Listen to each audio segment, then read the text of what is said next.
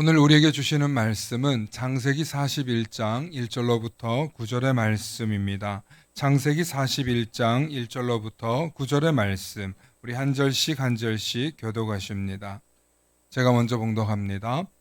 만 2년 후에 바로가 꿈을 꾼즉 자기가 나일 강가에 서 있는데 보니 아름답고 살찐 일곱 암소가 강가에서 올라와 갈밭에서 뜯어먹고 그 뒤에 또 흉하고 파리한 다른 7 암소가 나일 강가에서 올라와 그 소와 함께 나일 강가에 서 있더니 그 흉하고 파리한 소가 그 아름답고 살찐 일곱 소를 먹은지라 바로가 곧 깨었다가 다시 잠이 들어 꿈을 꾸니 한 줄기에 무성하고 충실한 7 이삭이 나오고 그 후에 또 가늘고 동풍에 마른 일곱 이삭이 나오더니 그 가는 7 이삭이 풍성하고 충실한 7 이삭을 삼킨지라 바로가 깬즉 꿈이라. 아침에 그의 마음이 번민하여 사람을 보내어 애굽의 점술가와 현인들을 모두 불러 그들에게 그의 꿈을 말하였으나 그것을 바로에게 해석하는 자가 없었더라. 함께 하십니다. 술 맡은 관원장이 바로에게 말하여 이르되 내가 오늘 내 죄를 기억하나이다. 아멘. 오늘 당신의 숨구멍은 어디에 있나요? 라는 제목의 말씀 전하실 때 하나님의 크신 은혜가 있기를 소망합니다.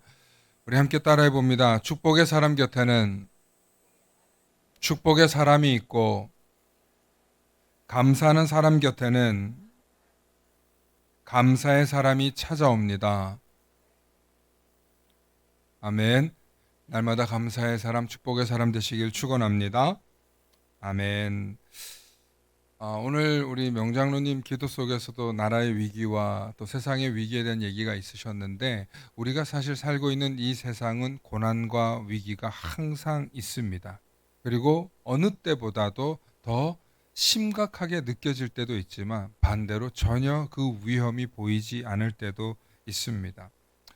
어쩌면 이 한가위나 명절이 되었을 때 우리가 소외되는 분들을 좀 생각해 봐야 되는데 가정적으로나 정서적으로나 더 외롭고 더 허탈한 사람들이 있다는 사실을 항상 기억하실 수 있기를 바랍니다. 전 세계적으로 이 명절 대이동을 하는 나라들이 있습니다. 중국은 중국 춘절이라고 있고 우리는 또 이렇게 한가위 되면 민족 대이동을 하는데 어느 순간부터 고향에 가서 만나는 것보다 이제 해외로 또 여행으로 아니면 어디 패키지로 만나자 그냥 이제 이렇게 문화가 좀 바뀌어가고 있습니다. 그럼에도 불구하고 때가 되면 만나러 가지 못하는 사람들이 있고 또 더 외로운 분들이 있습니다. 그런 분들에게 오늘은 좀 말씀을 전하고 싶습니다. 왜냐하면 이런 일이 일어나고 나서 꼭 명절이나 혹은 이때가 지나고 나서 가정 불화도 있고요. 또 이때가 지나고 나서 삶을 등지는 분들이 종종 나타납니다. 저는 혹시나 오늘 우리 성도님 가운데는 없겠지만 없기를 바라고 그러나 여러분들 가정에도 그런 일이 없기를 바라서 오늘 말씀의 제목이 숨구멍입니다. 숨구멍. 여러분, 여러분들의 가정이 여러분들의 가족들에게 숨구멍이 되어 주십니까? 숨 막히는 곳이 되고 있습니다. 질문을 하니까 여기저기서 숨구멍 되는 데도 있고 숨 막히는 데도 있는 것 같아요. 말씀 안 하시는 분들은. 네. 여러분, 우리가 살고 있는 곳에서 희망이 있고 기대가 있고 소망이 있으면 그곳에서 살 수가 있습니다. 그런데 내가 있는 그곳이 숨 막히는 곳이 되면 탈진할 것 같고 너무 고통스러우면 여러분 거기를 벗어나고 싶어 해요.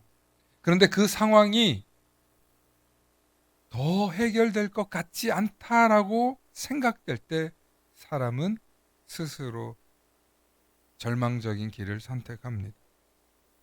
실제로 이러한 고통을 이제 우리 삶에 나타나는 무슨 공황장애다, 우울증이다, 혹은 조울증, 화병 이런 것으로 이제 학계는 얘기하지만 사실은 누구나 다 이런 증세가 있습니다.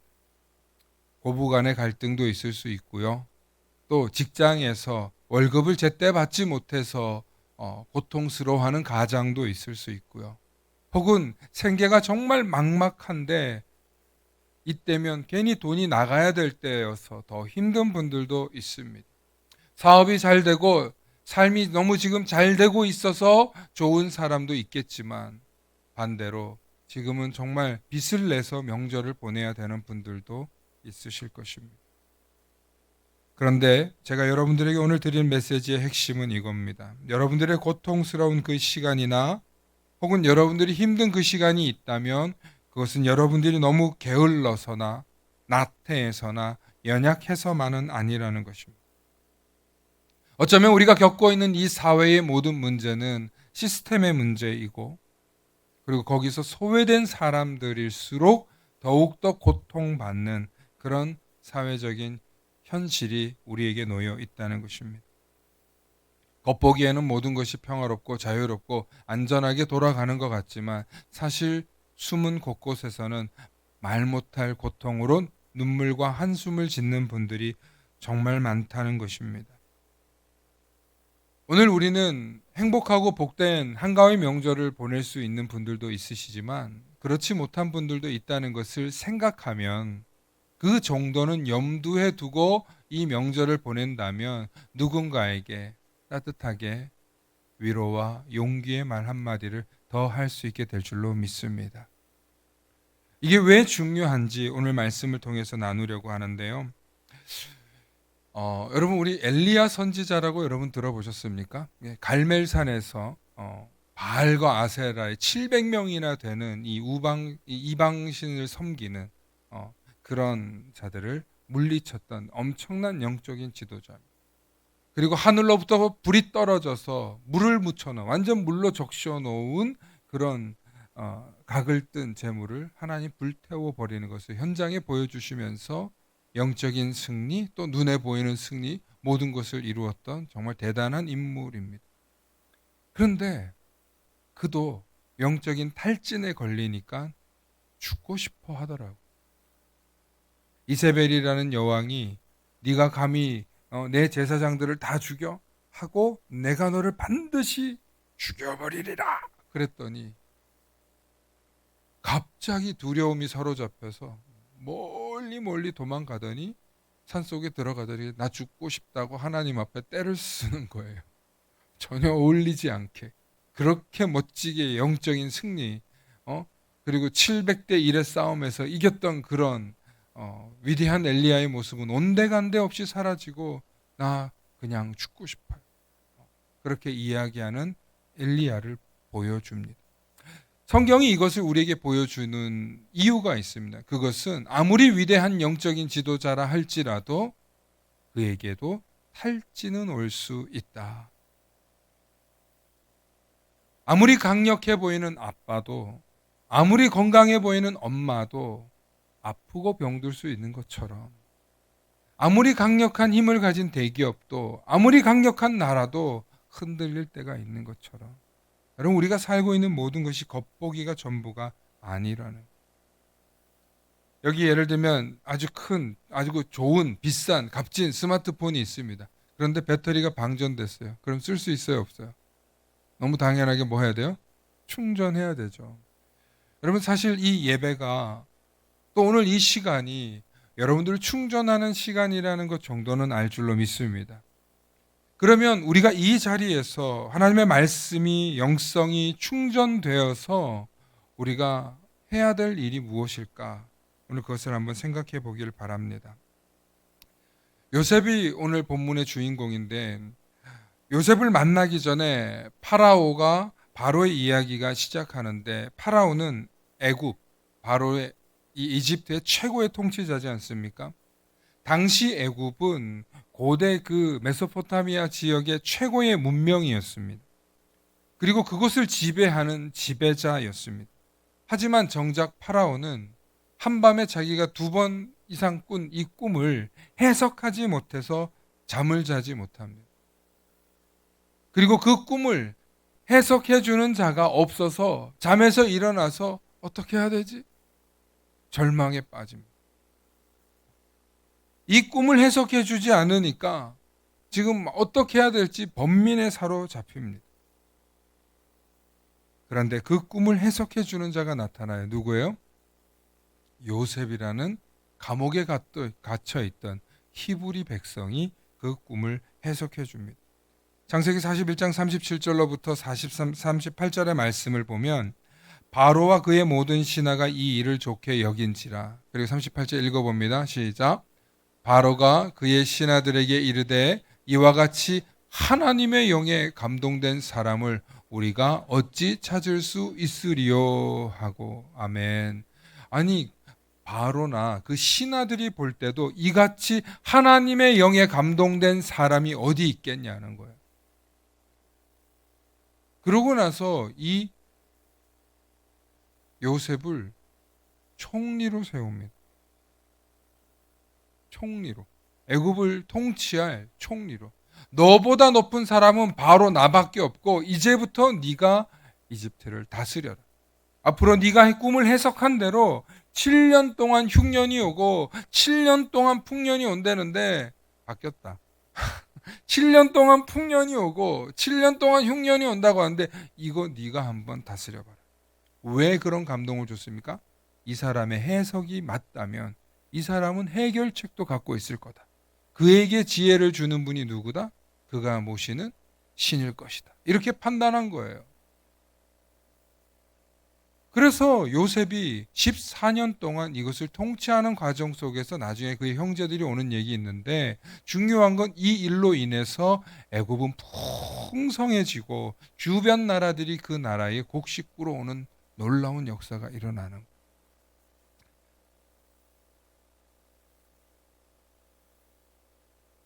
저는 이 장면을 보면서 요셉이 노예였을 때를 한번 상상해 봅니다. 죄수였던 때를 상상해 봅니다.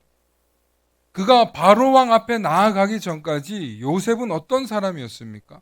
자기 형들에게 팔려서 애굽의 노예로 붙잡혀 왔던 사람입니다. 그 노예로 붙잡혀 왔던 13년이라는 세월 동안 요셉의 시간은 고통과 절망의 시간이었습니다. 아무도 그를 불쌍히 여기지 않고 그를 이용만 했습니다. 보디발 장군 밑에서 그렇게 잘 모셨는데도 그의 아내가 와가지고 그를 거짓말로 누명 씌워서 옥에 갇히게 합니다. 옥에 가서 술 맡은 간원장과 떡 맡은 간원장의 꿈을 해석해 주지만 그들은 꿈만 해몽하고 그리고 돌아가 버립니다. 이것이 요셉의 13년 동안 세상에서 겪은 고통의 시간이었습니다. 그 고통의 시간만큼 요셉을 하나님께서 돌보시고 그를 형통하게 해 주셨지만 중요한 건 이것이 어디서 뒤집어지냐면 파라오가 꾼 꿈이 해몽 해석되지 않으니까 거기에 큰 고통이 있었던 거예요. 파라오의 고통의 시간과 요셉의 고통의 시간은 분명히 다릅니다. 요셉은 13년의 시간이고 파라오는 고작 며칠의 시간이었을 거예요. 그런데 하나님이 파라오의 고통의 시간과 요셉의 13년의 고통의 시간을 맞바꿔서 요셉을 들어 역사하시는 걸 믿으시길 바랍니다. 저는 이 말씀을 해석해 보면서 이런 생각을 해봤어요. 하나님의 때는 다르구나. 하나님이 준비하시는 시간은 다르구나. 우리가 살다 보면 왜 인생이 이렇게 풀리지 않고 꼬여서 고통스러울까? 난 왜 이렇게 힘들까? 난 열심히 살았는데, 난 열심히 믿었는데, 난 열심히 섬겼는데 왜 안 되는 걸까? 난 열심히 심었고, 난 열심히 애썼고, 열심히 만들었는데 왜 그 일들이 안 될까?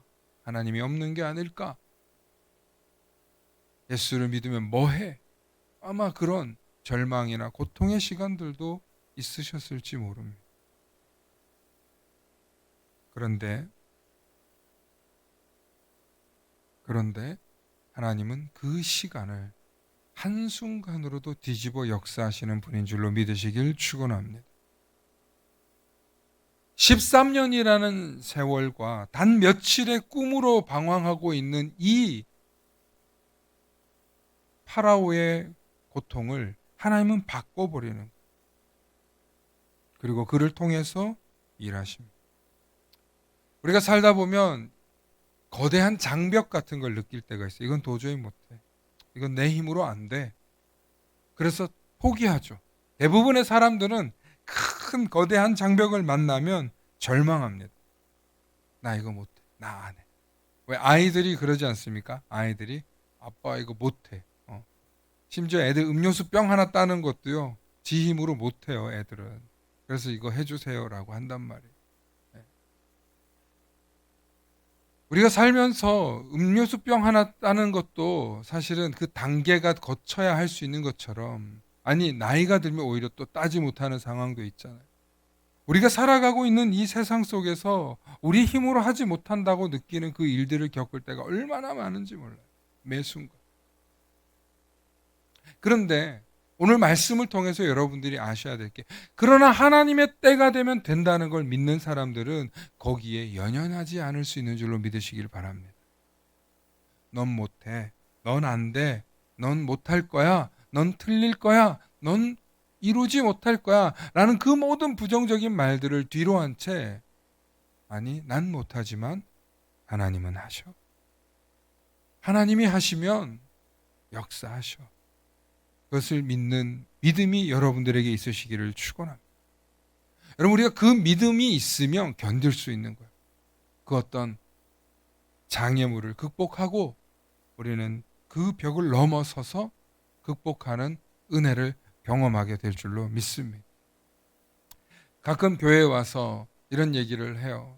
인생에 내가 이렇게 살았는데 어떻게 나한테 이렇게 고난과 시련의 시간을 주는지 몰라. 그래서 내가 이렇게 삐뚤어질 거야 하는 분들을 가끔 만납니다. 들어주다 보면 삐뚤어지려다가 다시 고든 길로 갑니다. 그런데 왜 우리 마음은 그게 안 될 때 삐뚤어지려고 할까요? 왜 우리는 큰 장벽을 만날 때 그 앞에 엎드려 절망하기만 할까요? 그게 바로 믿음의 문제이기 때문에 그렇습니다. 모든 사람들이 자신이 생각하는 기준을 정해놓습니다. 어떤 사람은 자기 인생의 허들, 장벽을 1m 정도로 두고 있습니다. 1m 정도는 내가 넘을 수 있지. 그런데 10m가 되는 순간 넘을 생각을 안 합니다. 10m가 넘는 장벽을 만나면 어떻게 해서 넘어가야 됩니까? 사다리 타고 넘어가면 됩니다. 그런데 그 생각을 못 한다는 거예요. 이거 안 될 거야. 이거 못 할 거야. 에휴, 다음에 하지 뭐. 안 할 거야. 우리 삶의 모든 문제들은 사실 믿음의 문제라는 사실을 믿으실 수 있기를 축원합니다. 안 된다, 못 한다, 이 모든 얘기도 믿음의 언어라는 거예요. 그런데 대부분 사람들은 안 된다는 말을 내 기준으로 보고 내 장벽으로 보고 안 된다고 하는 거예요. 여러분, 해녀들이 물속에서 자신이 참을 수 있는 숨만큼 활동을 합니다. 해녀들이. 그런데 여러분, 그 해녀들이 만약에 삼소통을 메고 들어가잖아요. 얼마나 오래 일할까요? 그죠? 능력이 달라요. 해녀들이 하는 능력. 여러분, 우리가 이 세상을 살면서 하나님의 도움과 도구가 되면 어떤 일이든지 해낼 수 있는 줄로 믿으시길 바랍니다. 오늘 성경에 보니까 창세기 39장과 2절과 3절에 보면 여호와께서 요셉과 함께 하심으로 그가 형통한 자가 되었다는 거예요. 여러분, 요셉이 비록 옥에 갇혀 있지만 요셉 곁에는 항상 누가 있었습니까? 하나님께서 함께 하셨다는 거예요.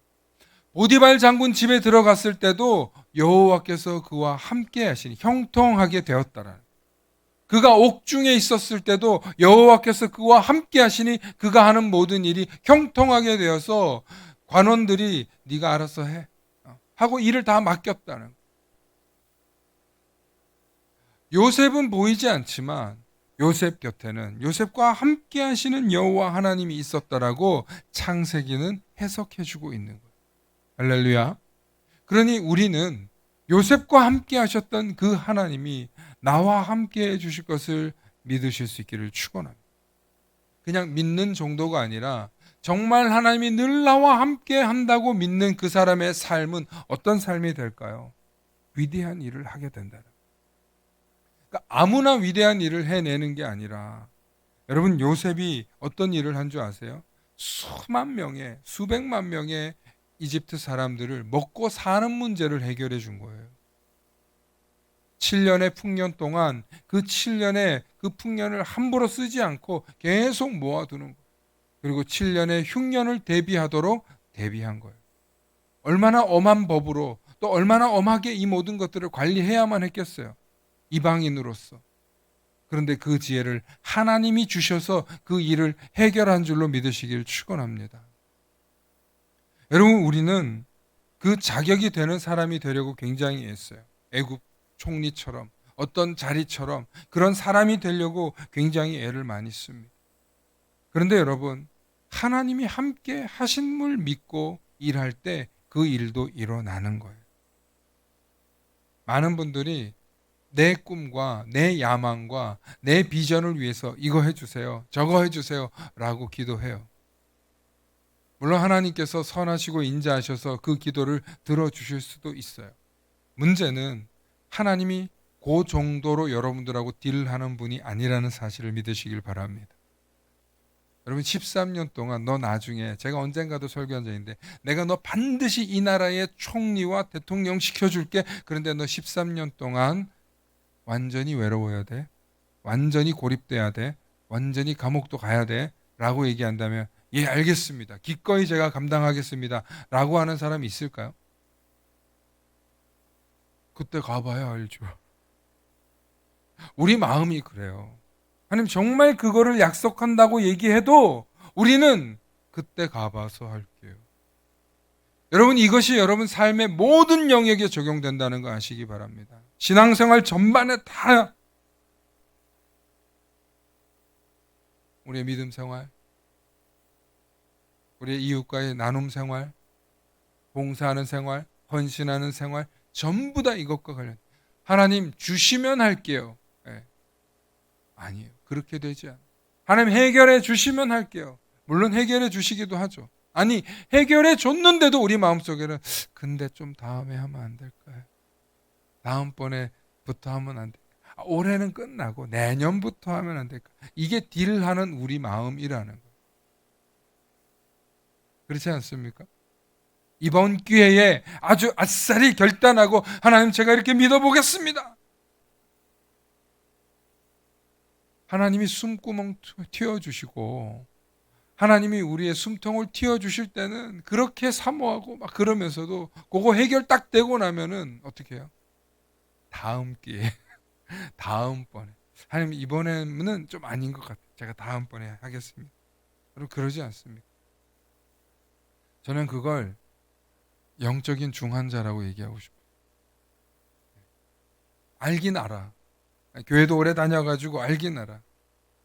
그런데 그게 영적인 중환자예요. 여러분, 영적인 중환자들이어도요, 항상 거기에는 공급되는 게 있어요. 여러분, 그 병원에 가면 중환자들이 그 항상 이 막 꽂고 있는 게 있어요. 뭐예요? 산소호흡기 끼고 있잖아요. 그죠? 저는 건강하니까 그걸 껴도 효과가 없더라고요. 해봤는데 누가 있는 거 한번 써봤거든요. 옛날에 아버지가 할 때 아무 효과가 없더라고요. 진짜로 효과가 없더라고. 그냥 뭐 시원하긴 한데 끝이 없어. 그런데 그 중환자들한테는 그 호흡기가 엄청 중요해요. 네. 왜 그럴까요? 사실 교회에는요, 주일날 와가지고 적당한 은혜, 적당한 말씀의 위로, 적당한 말씀의 용기, 그거 딱 먹고 또 한 주 동안 소모하고 그러면 여러분 영적인 중환자 될 가능성 진짜 높습니다. 그게 아니고 그 말씀을 받았으면 도전하시기 바랍니다. 그 말씀을 받았으면 부딪혀 보시기 바랍니다. 칼을 뺐으면 무라도 썰어야 되지처럼 말씀을 먹었으면 그 말씀을 한번 도전해 보실 수 있기를 바랍니다. 그게 우리에게 사실은 근본적인 문제 해결 능력이 생기는 거예요. 오늘날 한국 교회에 많은 그리스도인들이 있습니다. 많은 분들이 교회에 오셔서 정말 은혜와 위로를 얻고 있지만 어느 순간에 교회에 점점 줄어들고 고령화되고 있는 시대를 살고 있습니다. 왜 그런지 아십니까? 앉아서 말씀만 먹고 있기 때문에 그렇죠. 그나마도 다행이죠. 그런데 그 말씀을 먹고 도전해서 나가야 돼. 나가서 행해 봐야 돼. 그래야 여러분들의 가정과 세상과 환경이 바뀌어요. 물론 말씀대로 도전하고 살면 피곤하죠. 귀찮죠. 부딪히죠. 갈등이 일어나죠. 그런데 여러분, 요셉을 보시기 바랍니다. 하나님께서 그를 바꾸시는 시간을 보시기 바랍니다. 안 되는 것 같아도, 정말 벽에 부딪힌 것 같고 감옥에 갇힌 것 같아도 하나님이 바꾸시려고 역사하시니까 한순간에 바뀌잖아요. 할렐루야. 여러분, 우리가 그 믿음이 있어야 돼요. 왜 지금 난 안 될까? 지금 난 왜 이렇게 어려울까? 지금 난 왜 이렇게 힘들까? 여러분, 그런 분들을 말씀으로 오늘 위로해 주려고만 하는 메시지가 아니에요. 여러분들 가정으로 돌아가셔서 아직 믿음의 자리로 오지 못하고 있거나 알기는 아는데, 어머니 다음에 갈게요. 엄마 다음에 갈게. 아빠 다음에 갈게. 신앙생활 다음으로 미루고 있는 그 많은 사람들이 사실은 요 상태라는 거. 알긴 알아. 내 부모가 신앙생활하고 내 가족이 신앙생활하면 내가 어떻게 해야 되는지를 알기는 알아. 그런데 왜 도전하지 못하는지 아세요? 우리가 말하지 않기 때문에. 그래서 제가 지난주에도 메시지 전했지만, 여러분 명절에 만나시거든 축복해 주세요. 축복해 주시고 축복으로 끝나지 말고 꼭 한마디든 권면하셔야 돼요. 예수 믿어야 산다. 신앙생활 해야 산다. 이 영혼의 문제, 이 영적인 메시지의 문제를 여러분 꼭 그래도 축복해 주면서 하세요. 넌 왜 교회 가라는데 안 가니? 이러지 말고, 언제까지 내가 얘기해야 되니? 이러지 말고 먹이고 축복해주고 용돈도 줘가면서 여러분 그렇게 그래도 내가 널 위해서 기도한다. 예수 믿어야 산다. 신앙생활 해야 산다. 이렇게 권면해 주실 수 있기를 부탁드립니다. 여러분, 우리가 가정이 숨구멍 돼야 되거든요. 가정이 숨통이 돼야 되거든요. 그런데 가정의 숨구멍, 숨통은 누가 만드냐? 하나님의 영적인 은혜를 충만히 받은 믿음의 대장부가 있는 곳에 영적인 숨통이 있는 줄로 믿으시길 바랍니다. 여러분, 믿음의 대장부가 있는 그 자리에 사람들이 머물러요. 어떤 말씀을 하실까? 어떤 이야기를 나에게 주실까? 그래서 믿음의 이야기, 영적인 이야기 해내실 수 있는 분들 되시려면 여러분, 우리가 내가 숨구멍이다, 내가 숨통이다, 그런 믿음이 여러분들에게 있으셔야 합니다. 사도행전 11장 19절로부터 21절에 보면 이런 메시지가 있습니다. 우리 함께 한번 읽어주시기 바랍니다. 그때에 시작.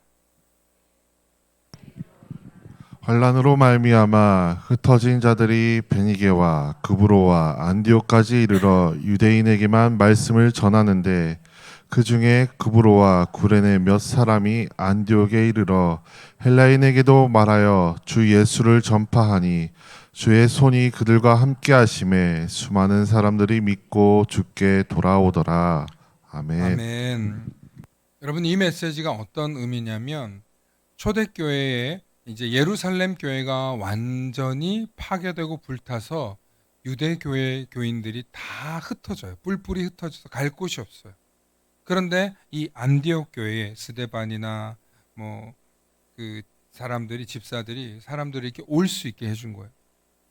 그래서 흩어졌던 그리스도인들이 이곳에 모여서 다시 위로를 받고 복음을 들으면서 그들이 신앙생활을 이어갔다라는 내용 중에 하나예요.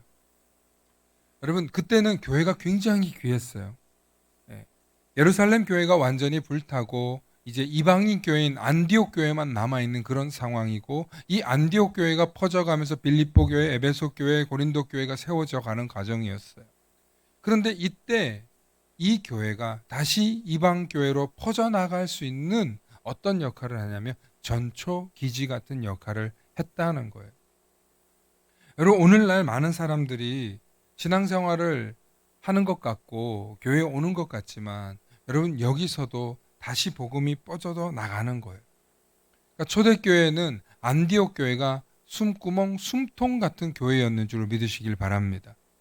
그러면 오늘 저는 이걸 우리에게 적용한다면 오늘날 이 시대의 교회가 세상을 향한 숨구멍이 되어야 된다는 거예요. 교회가 세상을 향해서 숨통이 되어 주실 수 있기를 권면드립니다. 안디옥 교회는 고향을 떠나 흩어져 나온 사람들의 영적인 고향이 되어 주었듯이 여러분들이 머물러 있는 이 교회가 영적인 고향이 되어야 될 줄로 믿습니다. 그래서 오늘 고향으로 가신 분들도 있지만 또 다시 고향으로 오신 분들이 이렇게 오잖아요. 그래서 제가 아까 반가워서 인사한 거예요. 거기서 머무르지 말고 교회가 세상을 향해서 숨통과 숨구멍이 되려면 우리 그리스도인들이 이런 각성이 있어야 돼요. 그래도 내가 세상에, 내가 있는 전체적으로 큰 세상까지는 아니고 내가 있는 가정에서나 내가 속해 있는 그 모임에서 내가 그리스도인답게 숨통, 숨구멍 역할 해야 되겠다. 내가 훈장, 내가 교장, 내가 관리인 역할이 아니라 내가 숨구멍 역할을 해줘야 되겠다. 여러분들이 모여있는 그 사람들 속에 보면은 어울리지 못하거나 소외되거나 누군가에게 말 걸지 못하는 그런 분들이 있지 않습니까? 여러분들이 속해 있는 어느 공간이든 집단에도 보면 여러분들이 마음 놓고 열고 말하지 못하는 분들이 있지 않습니까? 그런데 할 수만 있다면 여러분들이 환대와 공감으로 누군가의 숨구멍이 되어보면 어떨까요? 이번 가정, 이번 명절에도 우리가 그런 역할 감당해 보기를 소망해 봅니다. 교회는 환대와 공감으로 흩어져 있는 영혼들에게 따뜻한 영적인 안식처가 되어야 합니다. 이것이 교회의 본질입니다. 어떤 사람들이든 교회에 와서 환대받을 수 있고 공감으로 흩어진 영혼들이 위로와 안식을 얻는 그런 곳이 되어야 될 줄로 믿습니다. 이 일을 위해서 우리 그리스도인들이 자신이 있는 그곳에서 누군가의 숨구멍, 산소통이 되어 주어야 할 줄로 믿습니다. 명절에 여러분들이 만나시는 믿지 않는 명절의 친척, 누구 얘기하면 겹겹이 쌓인 이야기들이 있죠. 아휴, 하면 뭐해? 하면 안 될 거야. 내가 얘기한 들 들어? 형님은, 아재는, 삼촌은, 아저씨는, 도련님은 뭐 여러분들 안에 사연들이 있겠죠.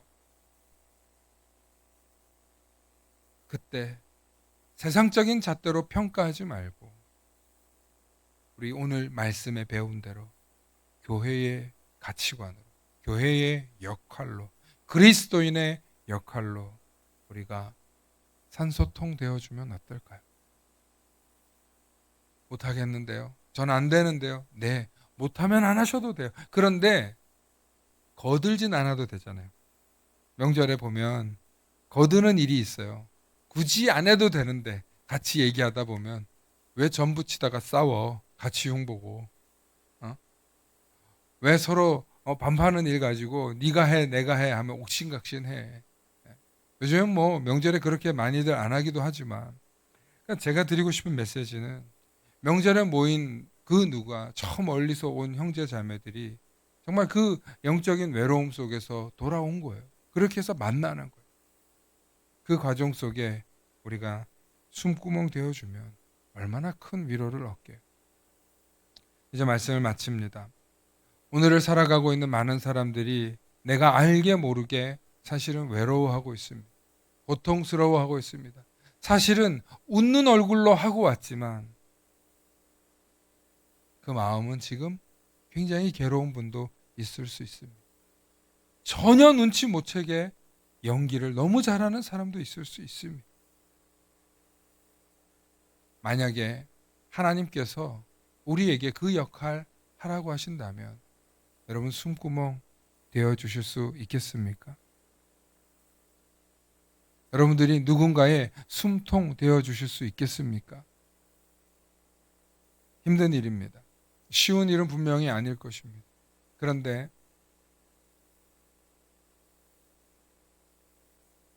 우리가 정말 예수 그리스도를 믿고 그분을 따르는 분들이라면 여러분들의 가정으로 돌아가셔서 이번 명절에 만나는 친인척들 가운데 한번 찬찬히 보시기 바랍니다. 보면 보입니다.